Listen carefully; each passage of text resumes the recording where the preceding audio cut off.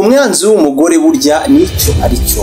Umwanzi w'umugore ni wa wundi umurimo utuma atekereza cyane ngo akishyira hasi akumva ko nta gaciro afite. Wa wundi urimo utuma atekereza ko cyangwa se atekereza ku bintu bimubabaza, ibimubariza umutima bikamurisha umutwe.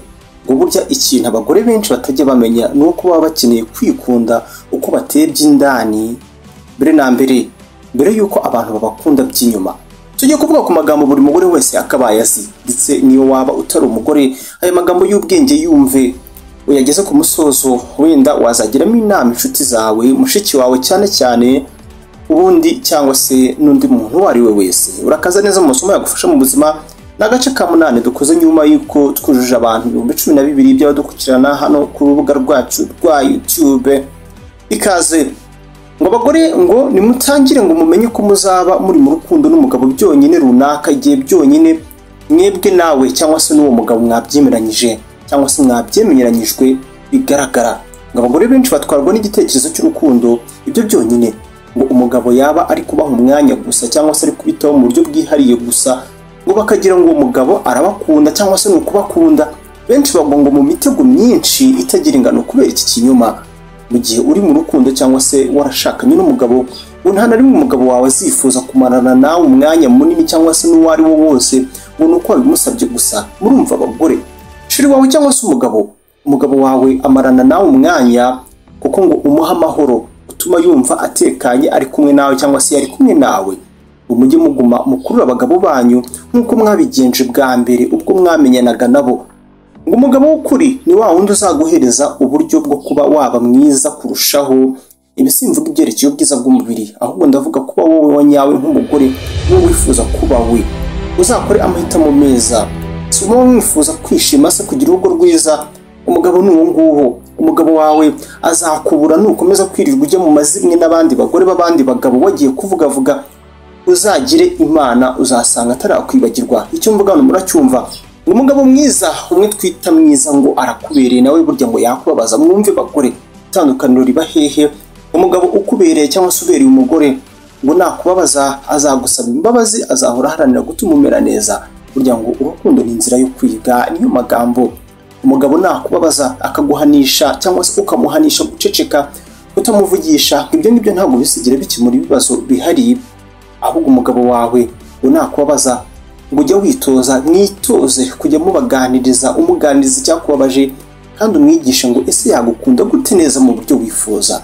Ngo bariya bose ubona babanye neza nta kindi babarusha ngo uretse kumenya cyangwa se ukumenya uko barangiza amakimbirane ibibazo byabo. Ngo abagabo ubundi benshi ntabwo banga gukosorwa, ahubwo ikintu batindaho cyane n'uburyo wabikozemo.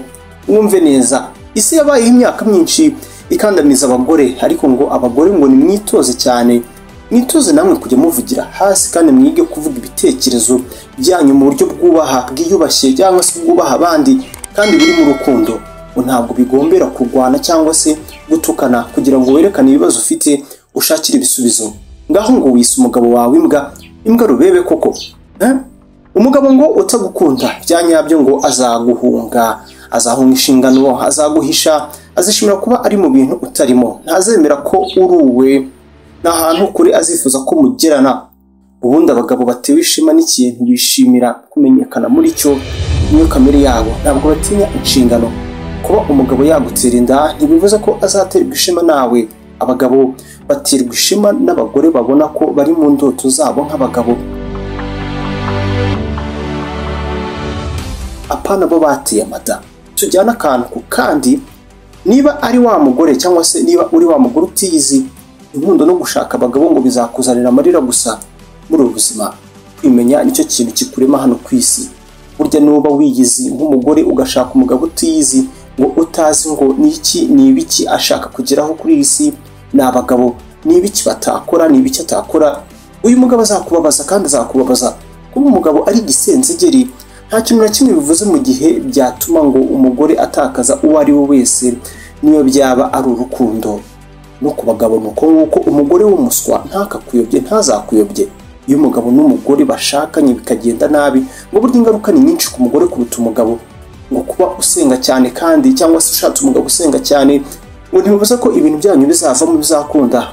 mwembi mukeneye kwiga uko mujyanirana nk'abashakanye kuko uko mwiga kujyanirana n'iyo mana yanyu. Abagabo beza bo barahari nuko hari abagore beza muri iyi si, gusa ngo ntabwo uzigera uhura nabo bagore cyangwa se nabo bagabo beza mu gihe ugumye wisiga babi abarimo ikibi. Mu gihe cyo gutereta umushaka kumenya ngo ubundi mbese umugabo muteretana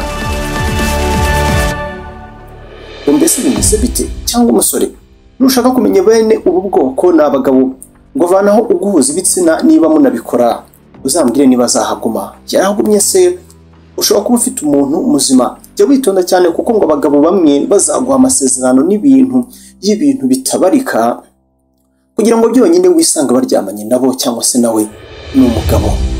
Ngo abagabo benshi ikintu bifuza ni ukumva ngo uryoshye gute mu buriri, ibyo byarangira bazaguta bagende. By'umwihariko wagize gutya ukaba ufite inda yabo. Ni abagore turi kuvuga hano, turi kuganira. Abagore mukwiye kuzirikana ko burya ngo ibintu byose bitajya bipfa mu rukundo cyangwa se mu ngo z'abashakanye ngo biterwa n'abagabo. Rimwe na rimwe ngo abagore ni mu kibazo. Abagore bafite kwiga kuba abanyakuri kandi bakemera guhangana no kwakira amakosa yabo. Ibanga ni rimwe ngo abakundana ngo nibakorera hamwe icyo gihe bagera kuri byinshi. Ngo hari abagabo bigirira icyizere gike kuri iyi si. Mwumve abagore, abangaba bafite ukuntu ngo barwanye buri kintu cyiza ku bagore, ibyo bagezeho, ibyo bashaka kugeraho, ubwiza bw'umugore uwo ari we, ibyo yize, ndetse barenga naho ngaho bakajya bagushinja ibibazo byabo. N'abagabo mwe niba uteye gutya urakabwa.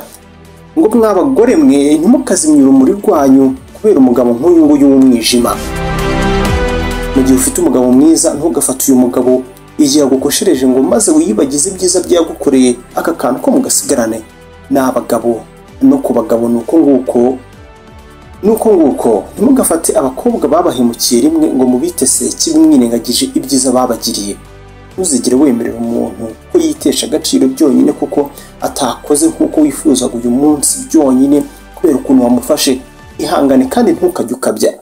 Ngo ntukabe wa mugore uba warababajwe n'abagabo benshi ngo bigeraho n'umugabo mwiza aza maze ukaba wamusubiza inyuma. N'abagore, abakobwa, mw'abasore mwe, mu gihe ufitanye ikibazo n'umukunzi wawe, umugabo wawe, imbere yo kujya kubiganiriza hanze ngo ujye ubanza ubimuganirize n'uwo mukunzi wawe. Irinde gushyira ibintu byawe mu nshuti. Igisubizo cy'ibibazo cyawe kiri hagati y'abantu babiri. Mu gihe byanze niho waganiriza nk'inshuti magara y'uwo muntu wakunaniye bwa nyuma na nyuma.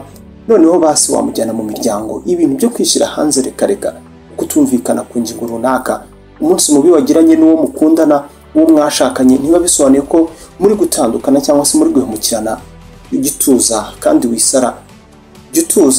wisara. Ngo burya uko umugabo wawe cyangwa se umusore yaba gukunda kose ngo ntabwo byoroha ko yabasha kumva indoto zawe nk'uko uzumva wowe nka nyirazo. Abakobwa benshi ngo n'abasore cyangwa se abakobwa benshi bicirwa inzozi n'abasore. Ngo nimwige guhagarara kandi muharanire ahazaza hanyu. N'abasore ni uko nguko abakobwa babicira inzozi zanyu. Nta na rimwe guhora unenga ibikorwa by'umugabo wawe. Nituvuga umugabo ujye wumva n'undi wese waba ukundana nawe niyo yaba ari umukobwa. Ku basore ngo guhora mwitotomba munenga ibintu bimwe na bimwe ngo badakora neza ngo ntabwo bizatuma umugabo waba aguha ibyo ushaka, bizatuma ahubwo aguhunga ndetse ntabwo azongera kukwishimira. Urashaka kubona ndetse no kuvana byinshi ku muntu ukunda, uzamushimire, ugirane nawe ibiganiro byiza wiyoroheje kumuvugana, bizagufasha. Nutinya guhakanira abantu ngo burya isi n'abantu bayo bazagukoresha ubundi bajugunye umwanda ku ruhande. Nuko nguko ni amagambo buri mugore wese yakabaye kubaza. Umukobwa niwe turi kuvuga hano ni kuri TÉLÉ MONTAGNE RWANDA, tukugezaho ibiganiro, inkuru zigezweho kandi amasomo y'ubuzima. Twizera ko biri mu bintu dukenera buri munsi kugira ngo tubeho tubayeho neza kandi tugenda n'ibihe. Niyo mpamvu tubibagezaho. Menya byinshi kubera mu isi rero ukurikira TÉLÉ MONTAGNE RWANDA. Bimanutse munsi y'video ukareba ahantu handitse ijambo subscribe, ni buto riri ahagana iburyo. Aho ngaho iyo wakanze utangira kujya ubona ibiganiro byacu byose mu buryo bukoroheye cyane mu gihe kizaza. Ahagana iburyo ni subscribe. Nimukora ako kantu. Ibuka, hari byinshi ku isi ngo byatuma ubaho kuruta gushaka abagabo n'abagore. Hari byinshi byatuma ubuzima bukuryohera kuruta kuryamana nabo mudahuje ibitsina. Ndetse hari byinshi byatuma ubuzima buryoha kuruta kubyara abana. Dore ko rimwe na rimwe munashakana n'abo bagore cyangwa se abagabo mugasanga mutabyara. Ibyo ni urucabana, birababaza sibyo? Ufite byinshi byo gukora rero ngo no kugeraho nk'umuntu. Ntukice intege jya wifata mu mugongo nibura witera ingabo mu bitugu basi nibura kubera aho waturutse kure wavuye. Yari amagambo ni amagambo nkuko duhora tubikora. Jya witera ingabo mu bitugu nibura basi ugendeye kuri kure waturutse kure wavuye. Sangiza iyi video inshuti zawe kugira ngo dufashanye muri ubuzima, tujye dufashanya muri ubuzima mw'abantu mwe. Isangiza abandi wenda harabo yagirira umumaro. Nuko dusoje episode ya 8 ni mu masomo yagufasha mu buzima duhurire mu 9. Nibagirwe kureba munsi video ureba ahantu handitse ijambo subscribe uhakande kuko bigufasha kujya ubona ibiganiro byacu byose mu buryo bukoroye cyane mu gihe kizaza. Kandi like ndetse utere na comment igitekerezo cyacu cyose cyangwa se inyunganizi kugira iyi video ibasha kugera ku bantu benshi.